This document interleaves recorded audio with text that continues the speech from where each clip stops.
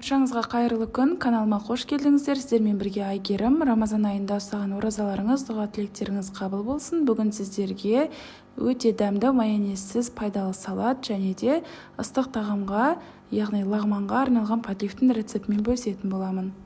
Ең алдымен бізге піскен тауықтың осындай ысталған еті қажет болады. Бұндай ысталған етті таппасаңыздар, кәдімгі тауықтың етін суға қайнатып пісіріп алуға болады, бірақ осындай ысталған етпен жасасаңыз дәмдірек болады. Соломка етіп, ірі-ірі етіп турап салдым. Келесі кезекте қиярымызды осылай керек емес бөлігін алып тастаймыз және де видеодағыдай ұзыншалап осындай соломка етіп турап дайындап аламыз.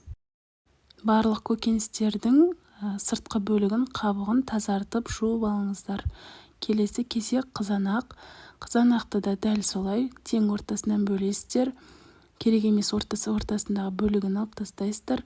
Видеодағыдай жіңішке соломка тәріздес осылай барлығын турап аламыз. Сәбіздің сыртқы қабығын ашып тастап, видеодағыдай майда корей күшінен өткіздім. Ірі көзінен өткізуге де болады. Осындай 2 данасын өткізіп алдым. Келесі кезекте гүлді орам жапырағымыз, яғни гүлді капустаны дайындаймыз. Бөліктерге бөліп алып, осындай ыстық қайнап тұрған суға саламыз және де лимонның жарты бөлігін согын шығарып салып, 5 минут, 4 минуттай қайнатасыздар. Суығаннан кейін видеодағыдай осылай ортасынан ажыратсаңыздар болады.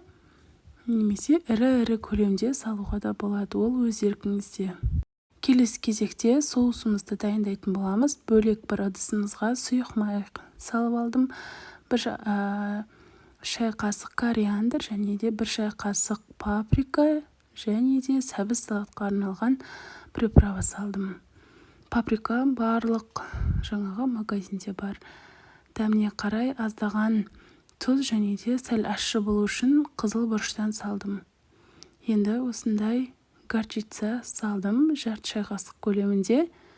Сұйық түрін қолдануға да болады. Соя соусынан 2 шай қасық салдым.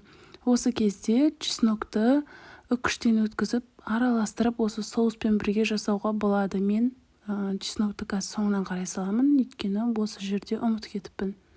Соусты құйғаннан кейін барлығын жақсылап араластырамыз.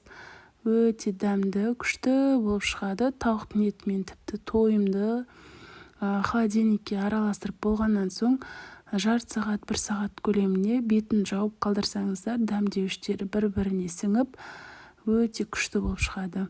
Жаңағы ұмытып кеткен жаңағы сарымсақ, яғни чеснокты осылай майда күштен өткізіп салдым. Мен 3 тістесін, яғни 3 зубчик дейді, сондайын қолдандым. Көріп тұрғандарыңыздай салатымыз дайын болып қалды. Енді толықтай барлығын араластырып, тарелкеге салып, жарты сағаттан кейін қонақтарыңызға, дастарханға, отбасыңызға ұсына берсеңіздер болады. Видео рецепт ұнаса, лайк басып, комментарий бөлімде өз пікіріңізді қалдырыңыз және төменгі жақта поделиться деген бөлім тұр, соны басып, WhatsApp желісінде чаттарға, группаларға бөлісіп қойыңыздар.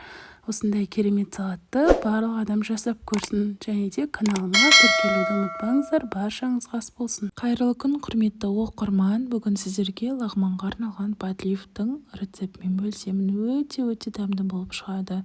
Ең алдымен каналға тіркеліп алды, ұмытпаңыздар. Пиязымызды видеодағыдай осылай ірі көлемде турап дайындап аламыз. Араларын қолдың көмегімен осылай жеке-жеке ашып шығамыз.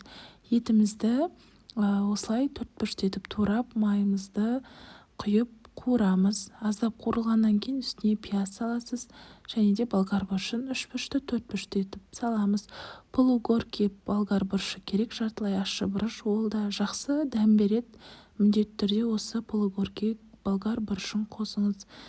Қалауыңыз бойынша сары, жасыл бұрыштарды қосуға болады. Бұл аппақ редиска емес, редка. Және де чеснок, соя соусын саламыз. Жаңағы болгар бұрышын салып, тағы да аздап қуырамыз. Бұл кезде уже еті жартылай пісіп тұруы қажет. Сельдерейдің осындай жапырақшасын және де бұл жандық, осындай жандығымызды қосамыз. пекин капустасын қосу керек. Менде ол болмағаннан кейін кәдімгі капустаны ірі көлемде турап салдым. Енді аздап қуырып, үстіне су құйып бұқтырып қоямыз. Осымен біздің подливкамыз дайын болды. Су құйғаннан кейін 15 минут шамасында бұқтырсаңыз жеткілікті. Лағманның қамырын дайындап аламыз. Үстіне подливканы саламыз. Осымен дайын болды. Жасап көріңіздер, ас болсын.